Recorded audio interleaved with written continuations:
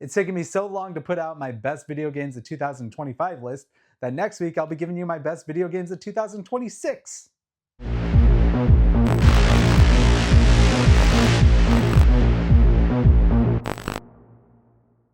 What is up, guys, and welcome to Velocity Gaming. I'm Gil, and today I'm giving you my favorite video games of 2025. I know it's been a couple weeks since my last video, but I swear to God, I'm working hard at producing these. In fact, this is the third time I've had to record this video. The first time I tried to record this video, the Rode camera application that I use to normally record these videos became unfocused after the first video I recorded. Normally I do them in segments. So here's a clip of what I had to deal with on the first recording. What is up, guys, and welcome to Velocity Gaming. I'm Gil, and today I'm giving you my favorite video games of 2025. And I kid you not, today I took some of the footage from my second recording, loaded it into the timeline, only to find out that the audio was unusable. For whatever reason, this Rode camera app didn't recognize the lapel mic that I'm using, and so it sounded like a garage. Here's a clip of my second attempt. It's taken me so long to come out with my list of my favorite games of 2025 that next week I'll be doing my video on my favorite video games of 2026. And now I'm hoping third time's the charm. Here I am recording it one final time to give you guys the content that I promised you. Now, with that being said, I want to let you know that there will not be a best movies of 2025 list, mostly because there was a lot of mediocre films that came out last year, and I didn't see myself going to the movies as much. So I don't think it's fair to talk about only 2 or 3 movies. With video games, however, there were a lot of games that came out last year, and this list today is going to be a little bit of a truncated list from what you're coming to expect. I obviously didn't have the time, the money, or the resources to play every single video game that came out in 2025, so I'm limiting this to the games that I loved of the year within my budget and my time constraints. So there are going to be a lot of games that are going to be missing here that you probably saw in the Video Game Awards.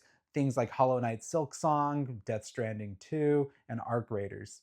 Although I will admit, Arc Raiders is more of a skill issue than me wanting to play it because of its merit. I'm pretty sure it's a fun game, but I'm not an extraction shooter kind of guy. So if you're expecting Arc Raiders, I'm sorry, it didn't make the list because I didn't really play it, and because I know I'm going to be dog shit at it. Let's just be honest. But I do have a couple games I want to go over. There's going to be 4 games I want to talk about. So let's get to the first, and that is Battlefield 6. So picture this, it's 2021. People are starting to go back to work after the pandemic held everyone hostage at home. Video games became increasingly more popular.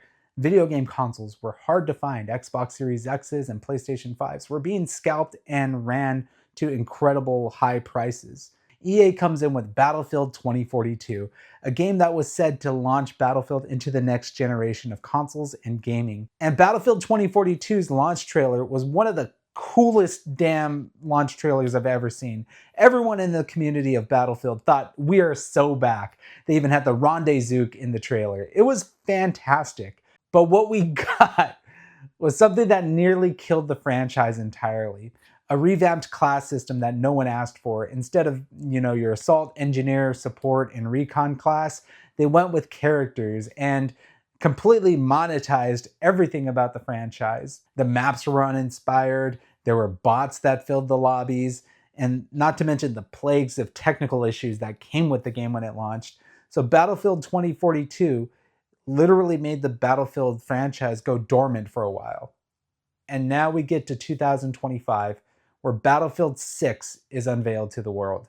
A lot of people are skeptical of EA and Battlefield Studios for what they did with Battlefield 2042 and even what they did with Battlefield 5. So was Battlefield 6 the return to form that the franchise needed desperately? In many ways, yes.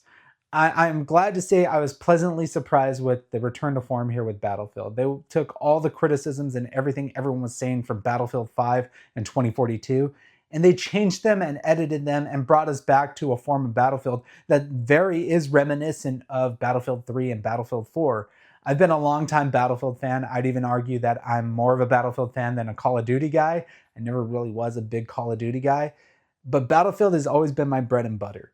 And when they went away from the class system that we were used to and instead went to these characters, it really rubbed myself and a lot of the community the wrong way. But Battlefield 6, for the most part, was a dramatic return to form for me. I think Battlefield 6 did a lot of things really well. It brought the large scale combat back to the franchise, and it felt more focused. I think with 2042, their ambition was a little bit too big for their own bridges. Some of those maps were way too large to fill like a 128 squad lobby. But now it's back to 64-man combat. Everything feels more focused. The games feel tighter. Combat now feels as good as ever. And going back to vehicles, vehicles always should be the bread and butter of this franchise. Vehicle gunplay has always been a staple of Battlefield. And Battlefield 6 got us back to vehicle gunplay that felt balanced and fair. Yeah, sure, there are some people that could be in a helicopter for a very long time, and there have been a few patches to address that. But it's also a very high skill level. The people that you see in the helicopters and the jets that are up there for an entire match, they are very skilled, and some of that gameplay is impressive. Battlefield brought back the Battlefield moments that we've come to expect from the franchise. And most importantly, it brought my community back. With my community, we kind of fractured a little bit when Destiny 2 started to die off. Some of us continued with the game, others went to do their own thing. And Battlefield 6 brought me back to playing with some of those community members that I hadn't seen for a couple years. And just sitting in a lobby, playing these games, even if we weren't winning, it was just a lot of fun to talk about life, what we've been doing since then, and I really enjoyed it. I think Battlefield 6 still has a long way to go with the eyes of the consumers always criticizing it, and especially because the later end of Season 1 started to tail off.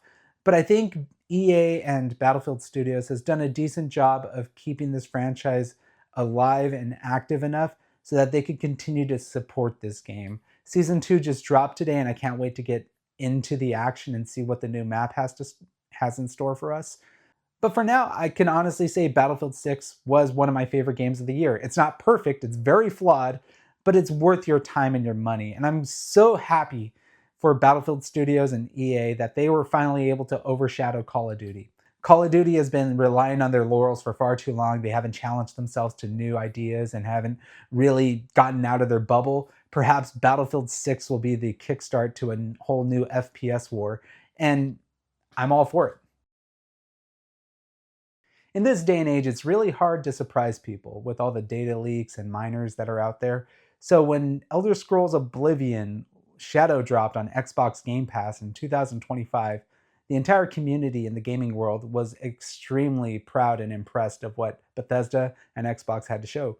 The Elder Scrolls Oblivion Remastered is a fantastic remastered package of what we experienced back in 2006. It's been a long time coming for this franchise to get back to the Elder Scrolls route. Obviously, they're supporting Elder Scrolls Online, and there's been teases of Elder Scrolls 6, but I feel like the franchise has just been neglected a little bit too long.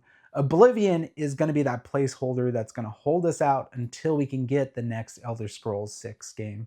And I think they did a fantastic job here. The visuals are stunning, and I think Bethesda did a good job of implementing a lot of the modern changes that they've done to the video game franchise and implemented them back into Oblivion. The menu system, the fast travel system, everything feels much more brought up to speed with this remaster. And that's the best thing you can do in a remaster is take what was originally beloved about the original game, you know, the story, the locations, the NPCs, and bring it up with modern technology to make it feel natural.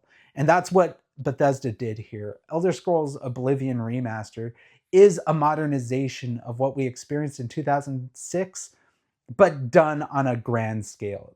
There are a few technical issues here, screen tearing and things like that. But for my playthrough, I had a great time. In fact, I felt a lot of nostalgia going back to Cyrodiil and experiencing some of the stupid shit I used to do when I played it back on my Xbox 360. This was one of the first 360 games I ever bought on my Xbox. So getting back to the old landmarks and seeing the Argonians and the Khajiit again, it felt like coming home of sorts. And to see it realized in 4K, 60 frames per second with the new graphical engine, it was awesome. I can't wait to see what Bethesda might do with the Fallout 3 and Fallout New Vegas remastered, but if it's anything like this package that we got here, I think we're in for a treat. So Elder Scrolls Oblivion Remastered should be on your list and in your backlog if you haven't already bought it. If you're also a Game Pass subscriber, it's available there on Ultimate. If I had a nickel for every Japan-based RPG built on a female protagonist avenging the death of their family, I would have 2 nickels, which isn't a lot, but it's strange that it happened twice. So, yes, the next game on my list is Ghost of Yotei, a big departure from Assassin's Creed Shadows, which was featured on my most disappointing list of 2025. Ghost of Yotei is a follow up and a sequel to my game of the year back in 2020, which was Ghost of Tsushima. Ghost of Tsushima really was an eye opener for me. Sucker Punch Studios went far and beyond what they've ever done in any of their games before. And listen, Infamous Second Son and all the Infamous games are great. They're fantastic. They're very fun to play. But there was something about Ghost of Tsushima that just hit the right chord for me. Whether it was the art design, the graphics, the story, the facial animation, there was a gigantic leap for that studio when they came out with that game. So with Ghost of Yotei being a sequel to Ghost of Tsushima, the expectations were there. Ghost of Tsushima was a Game of the Year candidate, and Ghost of Yotei had to live up to those expectations. And for the most part, I think they succeeded. I'm not going to go out and say Ghost of Yotei is better than Ghost of Tsushima. Sure, there are some gameplay elements that are stronger and better. I like the dueling katanas. I like the elevation of some of the gameplay mechanics, being able to throw someone's sword at them and stuff. It's really fun and really cool. It's a natural evolution of what we experienced in Ghost of Tsushima. But Ghost of Yotei doesn't quite have the strong story for me that Ghost of Tsushima did. Ghost of Yotei features a character that I think is so much more better than Assassin's Creed Shadows. It's a night and day difference between Atsu and Naoe from Assassin's Creed Shadows. Atsu, played by Erika Ishii, is fantastic. You could tell there's a lot more emotion there. This is true performance capture in its art. Yeah, comparing Assassin's Creed Shadows opening sequence of what happens to Naoe's family compared to what happens with Atsu's, it's like one is AI made. No offense to Ubisoft, it feels very much like AI and stereotypical. And Ghost of Yotei actually feels like it has heart and soul to it, and that's driven by the performance capture of their actors. I'm gonna say I did have some fun with Assassin's Creed Shadows, but Ghost of Yotei is so far and above what they did over there at Ubisoft. The graphical style is amazing. Pretty much what you've come to expect out of Ghost of Tsushima, which at its time was already above and beyond what the PlayStation 4 was able to output. But seeing a true PS5 sequel, the graphics are fantastic. The animals, the life forms, having many more assets on the screen, the foliage of the trees, it all makes for a game that I could just stop at any moment and enter the photo mode and just take pictures of everything. These games are beautiful. They are slices of life. They are immersive. And Ghost of Yotei continues that tradition of Ghost of Tsushima, where I just got myself immersed into Japan, into these characters. It's not my game of the year per se, but it's definitely up there. If you find Ghost of Yotei on sale on PlayStation Network or when it comes to Steam, it's worth a check out, especially if you play Ghost of Tsushima. It's a far cry from Assassin's Creed Shadows in so many of the best ways possible. And now we get to what is my game of the year, and that is Clair Obscur Expedition 33. I know a lot of people will throw around the word overrated a lot when it comes to this game. When you see something sweep the awards season, it's only natural for people to push back and be contrarian to what everyone's saying about it. Oh, I don't see what they saw in that. That game's kind of mid. That happens to everything. I mean, it happens to movies all the time, especially Oppenheimer when it swept the awards season back in 2023. Everyone's saying that that movie was mid, and it's actually a fantastic Christopher Nolan film. It's one of his best. And the same thing is kind of happening to Expedition 33. A lot of people are pushing back against it because it got so much acclaim and it swept the VGAs. But I think this game is worth it. From a technical level, the fact that this is a very small studio that had to outsource even their soundtrack and their score to a SoundCloud artist makes this an underdog tale that everyone should have been championing for in the industry. Gamers and industry experts alike love the art style and the direction that this game went. The performance capture, the world design, everything culminates to a story that I'm going to remember far after the credits roll. If you're a fan of Final Fantasy and Kingdom Hearts, this game is going to feel very much at home. It's a complex story layered with some incredible turn-based combat. I'm not a turn-based combat kind of guy, but this game hooked me in. The intro does a good way of showing you what's different between this game and some of the other turn-based games that I've played in the past, like Final Fantasy, for example. In a way, it kind of feels like a rhythm or like a rock band kind of game where you have to hit the combo at exactly the right time or parry at the exact same time to get the maximum damage output. It very much is an addictive gameplay loop and something that hooked me in right away. It made me want to continue to play and carry on the story. The best video games that I've ever played often make you want to get through the combat to get back to the story. And Expedition 33 is one of those games that rewards you with good combat that leads you into great storytelling. The soundtrack is fucking amazing. And the fact that they got this guy off of SoundCloud is incredible. I listen to the OST a lot when I'm either at the gym or I'm driving to work. And I can't get tired of these songs. They're beautiful, they're kind of tragic, but they also are uplifting and they have a good beat to them.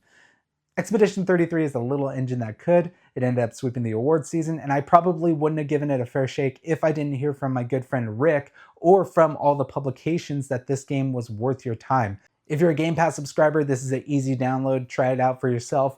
If you're on PlayStation or Steam, the game is not even fully priced either. These guys priced it only at 50 bucks for the deluxe edition, which is another standard that I hold this game to, and I love them for that.